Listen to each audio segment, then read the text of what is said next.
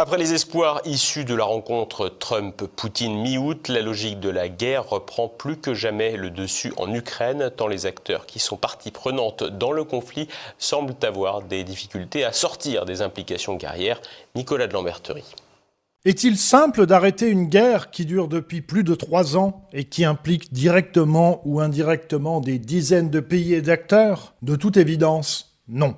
Même si la presse mainstream a focalisé son attention sur les pertes humaines qui ont émaillé les bombardements russes sur l'Ukraine, plus particulièrement Kiev dans la nuit de mercredi à jeudi, les différents sites visés par Moscou donnent des indications claires sur les tendances du moment. Un bâtiment de représentation de l'Union européenne a été délibérément frappé à Kiev, ce qui constitue une première et montre assez clairement le mécontentement de Moscou vis-à-vis de Bruxelles, qui semble être l'une des parties les moins intéressées à un compromis entre la Russie et l'Ukraine. C'est aussi le symbole du fait que Moscou semble avoir définitivement fait le deuil, à court et moyen terme, de sa relation avec les Européens. À proximité du bâtiment de l'Union européenne se trouvait également un bureau du British Council, une institution britannique promouvant l'enseignement de l'anglais et l'étude de la civilisation britannique. Le British Council de Kiev restera durablement fermé suite au bombardement russe. Ces ciblages d'institutions européennes et britanniques interviennent alors que les Européens font tout leur possible pour rendre plus difficile encore un compromis entre Kiev et Moscou, et où l'Allemagne inaugure la construction d'une usine d'armement, espérant peut-être se refaire une santé dans l'industrie militaire, alors que son industrie civile est en recul sévère et constant depuis le début du conflit en Ukraine en 2022. Si l'Union européenne s'est, comme à son habitude, indignée de ces frappes, le commentaire américain a été plus varié. L'émissaire américain en Ukraine,